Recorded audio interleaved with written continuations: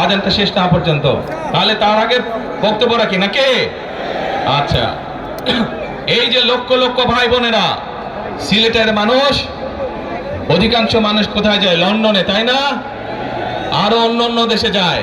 কিন্তু এই যে মানুষগুলো যাচ্ছে, এই মানুষগুলোকে আমরা বিভিন্নভাবে ট্রেনিং দিতে চাই। ট্রেনিং দিয়ে ভাষা শিক্ষার মাধ্যমে আমরা এই মানুষগুলোকে দক্ষ করে গড়ে তুলতে চাই। সিলেটের বহু মানুষ সৌদি আরব সহ মধ্যপ্রাচ্যের বিভিন্ন দেশে যায়। আমরা এই মানুষগুলোকে দক্ষ করে গড়ে তুলে কর্মসংস্থানের সুযোগ তৈরি করতে চাই। কিন্তু সেই সুযোগ তৈরি করা একমাত্র তখনই সম্ভব যখন কে আপনারা ধানের শীষকে জয়যুক্ত করতে পারবেন। কি পারবেন? যুব সমাজের কর্মসংস্থান তৈরি করতে চাই। আমার লক্ষ লক্ষ ভাই বোনেরা বেকার হয়ে বসে আছে, আমরা তাদেরকে বেকার রাখতে চাই না। আমরা তাদের জন্য কাজের সংস্থান সৃষ্টি করতে চাই, কারণ তারা যাতে স্বাবলম্বী হতে পারে। তাদেরকে বিভিন্ন বিষয়ে ট্রেনিং দিয়ে আমরা দক্ষ শ্রমিক হিসেবে গড়ে তুলতে চাই, সেটি দেশের ভেতরে দেশের বাইরে যাতে করে তারা কর্মসংস্থানের ব্যবস্থা করতে পারে। সরকার থেকে আমরা ইনশাআল্লাহ সেই ব্যবস্থা গ্রহণ করব, যাতে সেই দক্ষ মানুষকে সারা পৃথিবীতে আমরা ছড়িয়ে ছিটিয়ে দিতে পারি, যাতে করে তারা স্বাবলম্বী হয়ে নিজের পায়ে দাঁড়াতে পারে। প্রিয় ভাই বোনেরা, আমরা বহু মানুষের জীবনের ত্যাগের বিনিময়ে আজকে এই গণতন্ত্রকে আমরা প্রতিষ্ঠিত করার পথে এগিয়ে যাচ্ছি। কিন্তু আমরা বিগত কিছুদিন ধরে খেয়াল করে দেখছি, বাংলাদেশের কোন মহল, এই দেশের ভেতরে কোন মহল ষড়যন্ত্রের চেষ্টা করছে।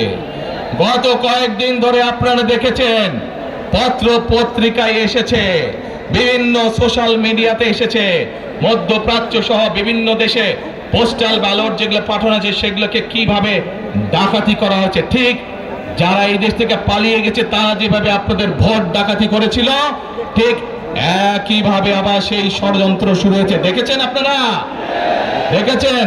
প্রিয় ভাই বোনেরা, সেই ষড়যন্ত্রের বিরুদ্ধে সজাগ থাকতে হবে। বিদেশে বসে তারা ষড়যন্ত্র করছে, একইভাবে আপনাদের আবার যে ইলিয়াস আলী, দিদার, জুনায়েদ সহ হাজারো মানুষের প্রাণের বিনিময়ে যে অধিকার আমরা অর্জন করেছি, 24-এর গণ আন্দোলনের, জনগণের আন্দোলনে এই সিলেট শহরে 13 জন আমাদের জীবন দান করেছে, 13টি প্রাণ ঝরে গিয়েছে আমাদের। প্রিয় ভাই বোনেরা, এই প্রাণগুলোর বিসর্জনের মাধ্যমে আমরা যে অধিকার আদায়ের পথে নেমেছে, একটি কুচক্রী মহল এর এই ভিতরে ষড়যন্ত্র শুরু করে দিয়েছে। দেশের ভেতরেও তাদের ষড়যন্ত্র থেমে নেই। কিন্তু 2024 সালের 5ই আগস্ট এই বাংলাদেশের জনগণ প্রমাণ করে দিয়েছে যে বাংলাদেশের জনগণ ঐক্যবদ্ধ থাকলে, ঐক্যবদ্ধভাবে নেমে আসলে যে কোনো ষড়যন্ত্রকে বাংলাদেশের মানুষ প্রতিহত করতে পারে। পারবেন আপনারা প্রতিহত করতে? ইনশাআল্লাহ। প্রিয় ভাই বোনেরা, এখন আমি আপনাদের সামনে একটি প্রশ্ন করতে চাই। এইখান থেকে আমার সামনে যারা বসে আছেন, এর মধ্যে থেকে মুরব্বী যারা বসে আছেন, ওমরা বা হজ করতে গিয়েছেন, এরকম একজন হাত তুলেন। ওমরা বা হজ করে আসছেন একজন মুরব্বী মানুষ, ওই যে লাল টুপি পরে বসে আছেন, ওমর নিয়ে আসেন ওনাকে। আপনি আসেন দেখি সামনে, সামনে আসেন, আমার কাছে আসেন।